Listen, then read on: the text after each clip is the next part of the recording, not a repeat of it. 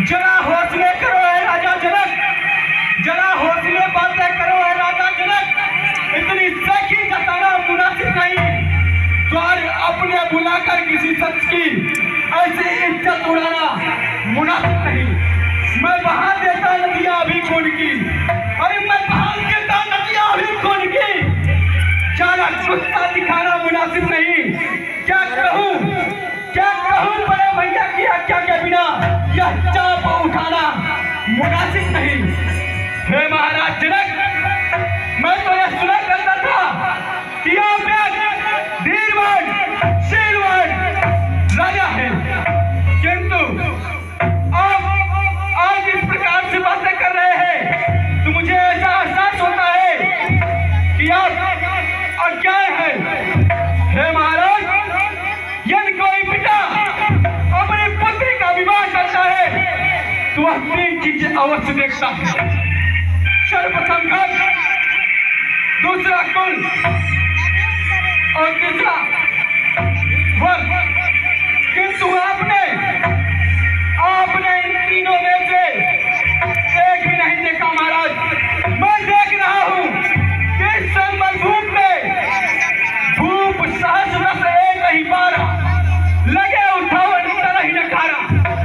हे महाराज, मैं यह देख रहा हूं कि आपके इस संबल भूप में एक साल का संचार राजा मिल करके इस धनुष का खंडन करने के लिए अपनी भुजाओं का पराक्रम दिखा रहे हैं। हे महाराज, अनहोनी को नहीं जाना जाता। यदि संजोगवश यह धनुष टूट जाती तो क्या आप अपनी पुत्री सीता को और इतने टुकड़े करके या क्या 10,000 राजाओं के बीच प्रसाद के रूप में वितरण करते? महाराज, अरे सच्चे योद्धा, सच्चे क्षत्रिय अपमान नहीं कर सकते हैं। जिनको सुनने की ताव नहीं वो चुप करते रह सकते हैं। रघुवंशी वीरों के होते कोई भी ऐसा कहता है जैसा यह अफसोस वाला भाषण मिथिला के महाराज का हो। रघुवीर राम जी के होते यह अंकित वाणी का डाली है। यह सत्य वीरों से खाली है। मैं वीरता पूर्वक कहता हूँ, हर पल वालों की पृथ्वी है। किसी दिन बलवान नहीं होंगे उस रोज न होगी पृथ्वी।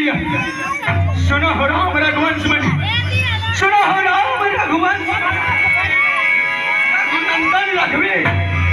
इस जनक के पान ने मुझको किया अधीन। मेरा स्वभाव ही ऐसा है, मेरा स्वभाव ही ऐसा है। अपमान न मुझे गंवारा है। कृपा गुरु के बल और प्रताप तुम्हारा है। चल को थल कर दो। तारों को सुन मैं कीर्तन पीस डालूं इन पृथ्वी और पहाड़ों को।